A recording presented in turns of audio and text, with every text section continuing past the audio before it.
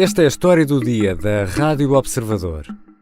Tenho 35 anos. Vou ter reforma?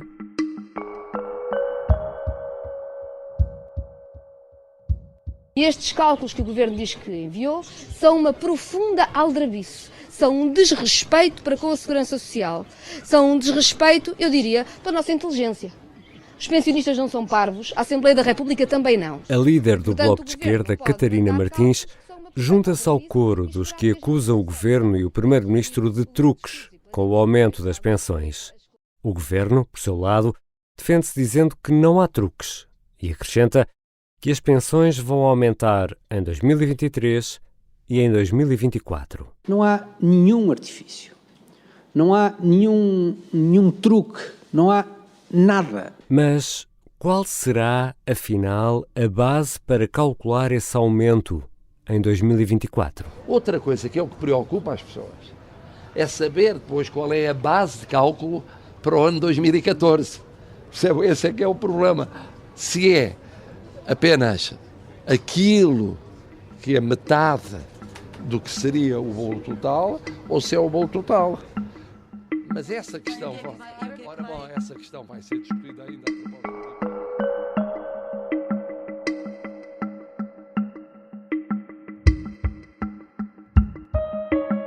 A segurança social e o futuro do sistema é um assunto que nos deve preocupar a todos. Os pensionistas, as pessoas que já não estão no ativo, têm dúvidas sobre quanto vão afinal receber, tendo em conta o aumento da inflação. Quem tem 50 ou 60 anos pergunta-se por estes dias quando vai ter acesso à reforma.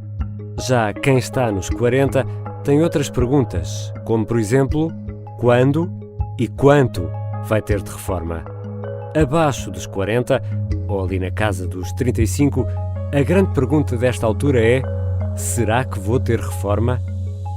Vou conversar com o Miguel Coelho. É especialista em segurança social, tem livros publicados sobre o assunto e foi vice-presidente do Instituto de Segurança Social entre 2011 e 2013.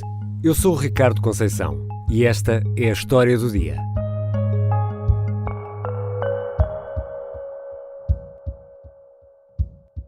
Bem-vindo, professor Miguel Coelho. Muito obrigado, Ricardo, pelo convite. Os ouvintes da História do Dia são um pouco como os leitores da revista do Tintin, é dos 7 aos 77. Vamos começar aqui pelo início. Como é que este sistema funciona? Bem, este sistema é um sistema muito maior do que um sistema de pensões. Claro. E, portanto, o sistema basicamente é constituído por 3 grandes pilares. Aquilo a que nós chamamos de Sistema de Proteção Social de Cidadania, o Sistema Previdencial e o Sistema Complementar. O primeiro pilar, o Sistema de Proteção Social de Cidadania, tem um financiamento quase exclusivo do Orçamento de Estado e visa, ao fim e ao cabo, financiar ou pagar despesas no âmbito da ação social ou no âmbito daquilo a que nós designamos de prestações não contributivas. Isto é, quem não contribuiu para o sistema não fica, diria eu, sem apoio do Estado. Zeros, não é? A zeros. Portanto, há pensões de velhice que são pagas por esta via de pessoas que nunca contribuíram para a Segurança Social. Por outro lado, nós temos o sistema previdencial.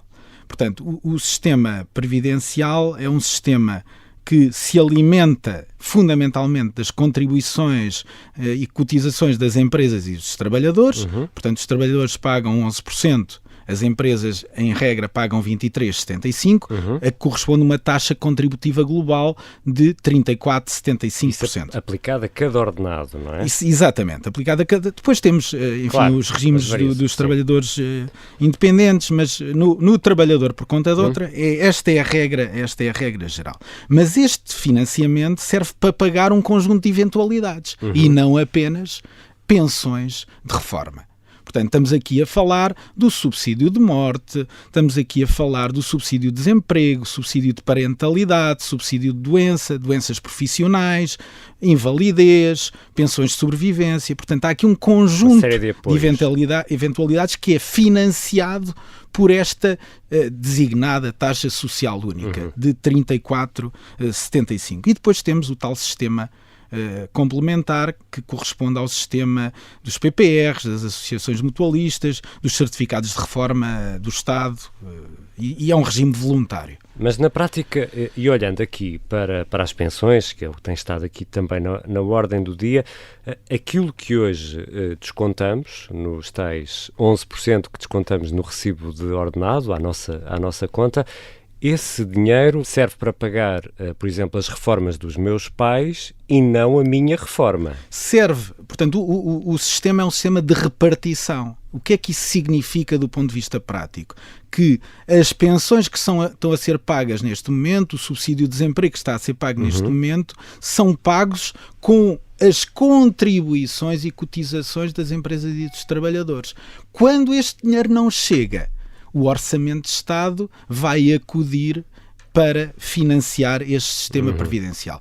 Ainda há aqui algumas transferências do Orçamento de Estado, o que eu chamo transferências encapotadas, que também financiam este sistema. Ou seja, não vem só dos tais 11% do que pagamos para a Segurança Social. Do 11 mais 23,75. Não vem só dos 34,75. Virá também de impostos e taxas exatamente, que vamos pagar. Para além de algum financiamento comunitário no âmbito daquilo que são ações de formação ao abrigo do subsídio de desemprego. E olhando ainda aqui para a questão das pensões, essa pensão que vamos receber, se eu me reformasse amanhã, por exemplo, corresponderia ao último ordenado que eu tive no ativo? Não, na realidade, na Segurança Social, o sistema hoje tem a ver com a carreira contributiva plena do trabalhador. E, portanto, é considerada, no passado já foram os 5 dos melhores 10, etc. É preciso ver que eu estou aqui a falar do sistema de Segurança Social, porque na Caixa Geral de Aposentações o regime no passado foi diferente e houve um momento em que, na realidade, para o pensionista era melhor estar reformado do que a trabalhar, porque a pensão que iria obter era superior ao último ordenado que obtinha, líquido de impostos. Mas esse tempo já lá vai. Esse tempo já lá vai e hoje há uma convergência nos dois sistemas. Então, aqui olhando do ponto de vista legal, qual deveria ser o aumento das pensões em 2023? Bem, há um diploma que prevê, enfim, há um conjunto de regras e neste caso em concreto previria um aumento das pensões entre 7,1% e 8%. Este ano temos um ano extraordinário, onde a pensão, onde a inflação vai ser, para efeitos de pensões, será qualquer coisa como 7,10%, porque é a pensão medida em novembro. É isso que resulta da lei. Provavelmente aquilo que quer saber é, bem, mas o Governo fez isto de outra maneira. Exatamente. Cumpriu a legalidade. Porque, na realidade, o aumento que ele vai dar ao pensionista para um horizonte de final de 2023 é exatamente o que daria caso optasse pela aplicação da fórmula normal. Portanto, o pensionista não vai perder nada neste primeiro ano.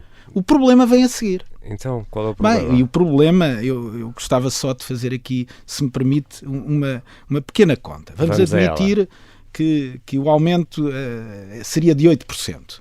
Portanto, uma pensão de 100 euros passaria em 2023 para 108.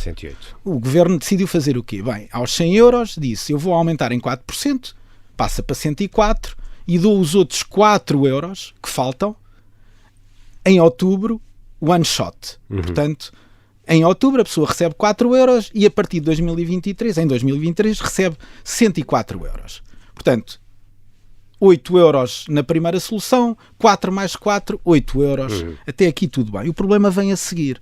Porque a partir de 2024, a base de cálculo para as atualizações já não vai ser os 108 que deveria ser, mas os 104, o que significa, por exemplo, se essa pensão fosse atualizada em 5%, em 2024 e 2025, com a solução adotada atualmente, o pensionista vai receber 109,2 em 2024, 114,7 em 2025. Quanto é que receberia se tivesse sido adotado o sistema original? Em vez de 109,2, receberia 113,4. E em vez de 114,7, receberia 119,1. Primeiro, não há truque nenhum. Nem de retórica, nem de coisa nenhuma. truque teria... Independentemente... Pedro Nogueira, eu tenho ouvido ao longo da semana, esperava a sua pergunta, e se não se importa agora, deixem-me responder. Não há truque nenhum. É com esta solução do Governo, a partir de 2024, 2025, 2026, os pensionistas vão deixar de ter meia pensão por ano. Meia pensão. Ou seja, o não aumento por via desta arquitetura que foi adotada corresponde na prática a meia pensão em 2024, meia pensão em 2025, meia pensão em 2026. Podemos dizer que o Governo dá meia pensão para retirar N meias pensões. Nós, desde 2015 até agora, com todas as dificuldades, designadamente da pandemia, nós conseguimos aumentar em 26 anos a capacidade do Fundo de Estabilização Financeira da Segurança Social financiar aquele período que será difícil, onde teremos mais pensionistas do que ativos a contribuir. Se fizéssemos este aumento de acordo com a fórmula legal, o efeito que teria só em 2023, nós perdíamos metade dos 26 anos que ganhamos. Perdíamos 13 anos. Ora, isto, do meu ponto de vista, não seria responsável. Mas há aqui algo que é muito importante e que tem a ver com a preocupação do Governo sobre a sustentabilidade do sistema. E que não é nova. Vamos lá ver uma coisa. Em todos os orçamentos de Estado há um documento que analisa a sustentabilidade do sistema de segurança social. E o Governo, no relatório que fez para 2022, Orçamento de 2022, já fala claramente daquilo que se espera num horizonte de 10 anos. E diz claramente que a partir do início da década de 2030 haverá um saldo, um desequilíbrio próximo de 1% do PIB no sistema previdencial da Segurança Social. E antecipa que a falência do sistema, isto é, o esgotamento do Fundo de Estabilização, ocorra no início de 2050. O que agora nos vem dizer é, bem, se fizéssemos o aumento previsto, nos termos previstos, melhor dizendo, esse desequilíbrio antecipava-se em 6 anos e o colapso do sistema acontecia mais cedo. Portanto, e isso bate certo com as suas contas? Vamos lá, para mim é evidente, vamos lá, e não há novidade nenhuma, porque andamos aqui, alguns de nós, falo do professor Ribeiro Mendes, falo do professor Jorge Bravo, falo do professor Pedro Corte Real, do professor Pereira da Silva, há muita gente que há muitos anos tem falado exatamente disto e não é novidade para ninguém. Já vamos voltar à conversa com o professor Miguel Coelho. Temos de olhar para o futuro deste sistema da Segurança Social.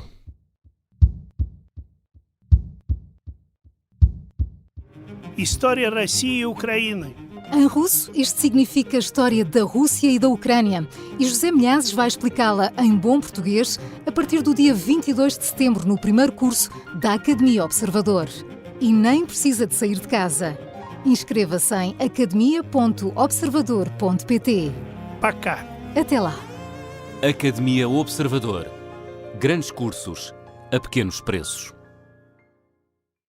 Professor, deixe-me retomar aquilo que estávamos a falar e se calhar vou usar um termo um pouco mais terreno, mas eu acho que se calhar pode ajudar a perceber melhor do que é que estamos a falar. Estamos a falar de uma almofada, é disso? Uma almofada financeira que a Segurança Social tem e que dará nesta altura para quantos anos? Bem, os sistemas de segurança social europeus, a generalidade deles tem esta almofada financeira. Corresponde na prática a um fundo para onde foram transferidos valores, nomeadamente alguns excedentes que aconteceram no passado da Segurança Social e portanto, estes valores foram investidos em ações, em obrigações que geram rendimento e que foram valorizados. Não está debaixo do colchão do Estado. Não. Está investido, é dinheiro que está investido. É um património autónomo que está investido, a maior parte do seu montante em títulos de dívida nacional. Aliás, recorde-se a decisão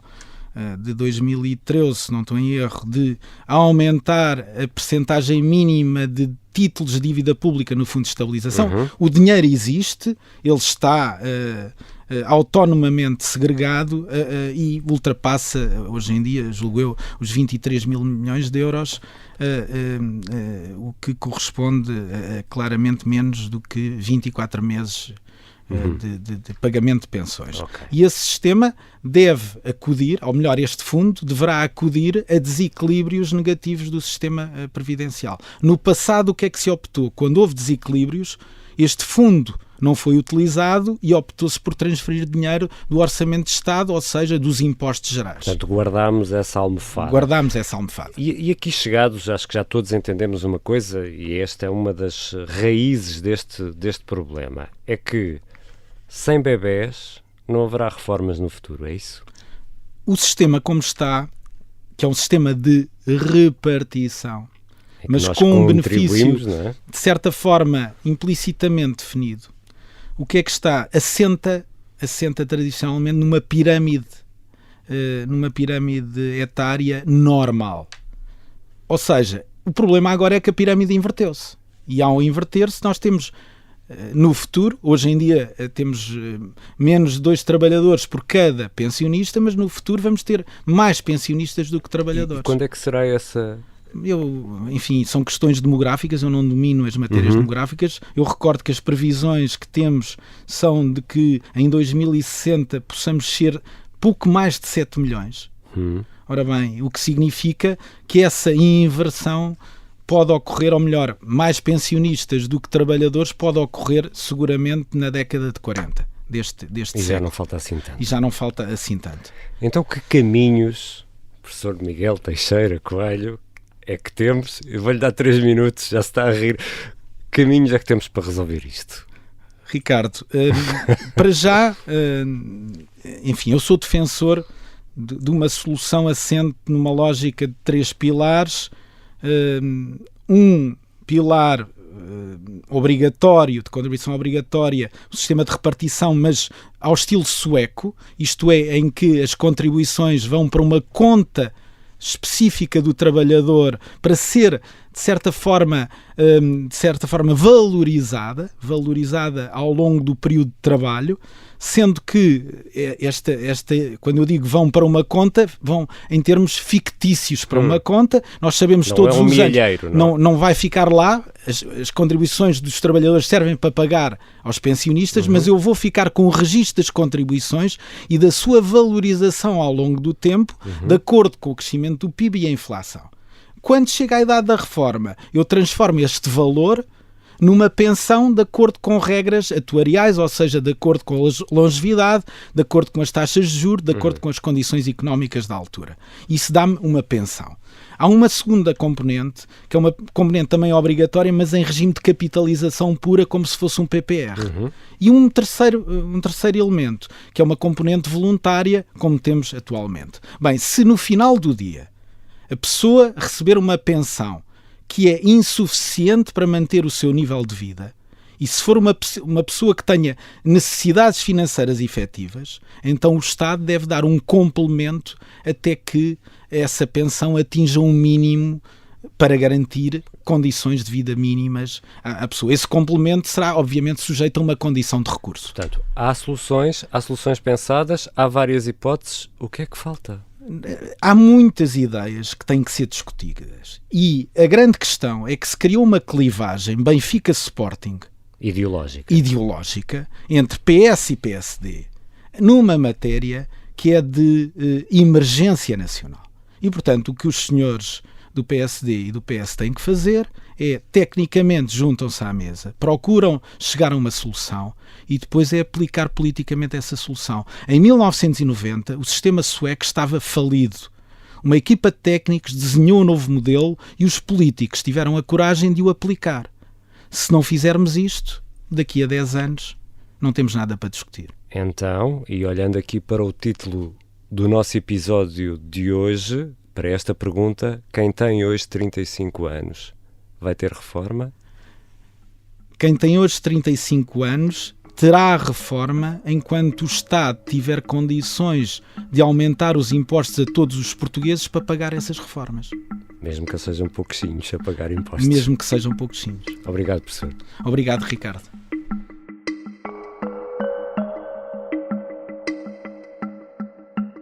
Miguel Teixeira Coelho tem livros publicados e é especialista nesta área da segurança social.